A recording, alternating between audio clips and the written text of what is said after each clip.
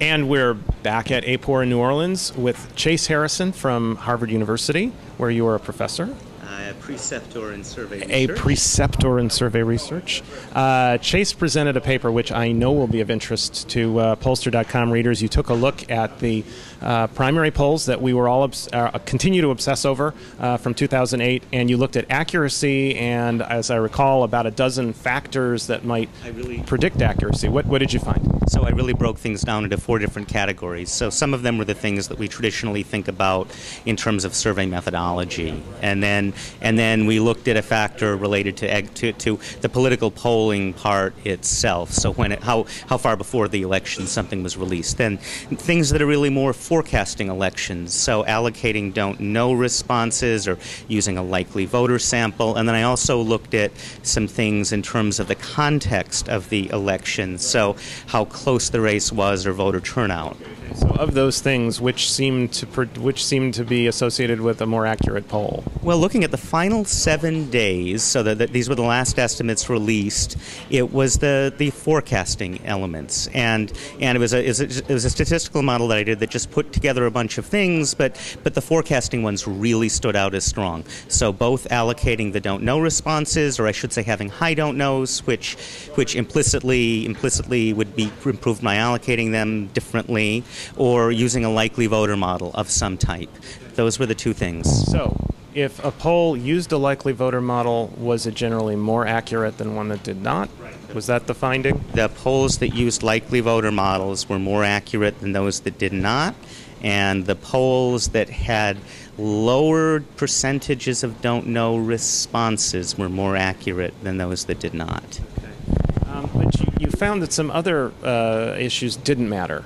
The proximity of the election didn't seem to matter as much, whether it was an IVR, an automated survey, or a live interviewer survey, and a couple of others that I'm no doubt forgetting. Right. No, I looked at the methodological factors that other people have looked at, and in this case they did not matter. Now I'm looking at the final week or the final 3 weeks before the poll, so it doesn't entirely surprise me that the time to the poll didn't. I mean, I was a little bit surprised. I thought I would see that, but the time to the poll, that the length before it's released, when you're looking in the final week, the final 3 weeks, things this year were so up and down, and in that period, that didn't make a difference. But the thing that was more interesting and puzzling was that sample size did not make a difference. The number of days a survey was in the field, which should be correlated with a high response. Let me ask about that. What is it about? You're starting to answer it, but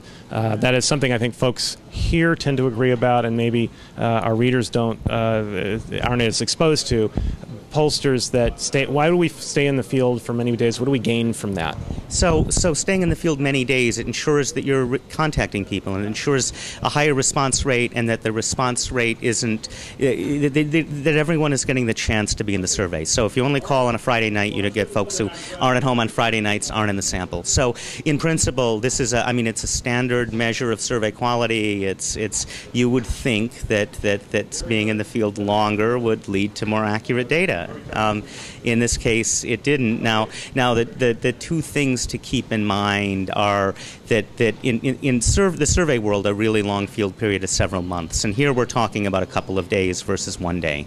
And political attitudes, political polls change, and they go up and down, and so there's a different sort of error. It's more of a political polling error when you're looking at something that is potentially really changing in one day.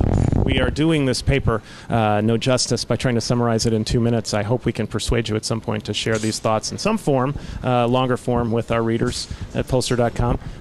Either way, thank you for your time. And that is it for now. For Mark Blumenthal at pollster.com.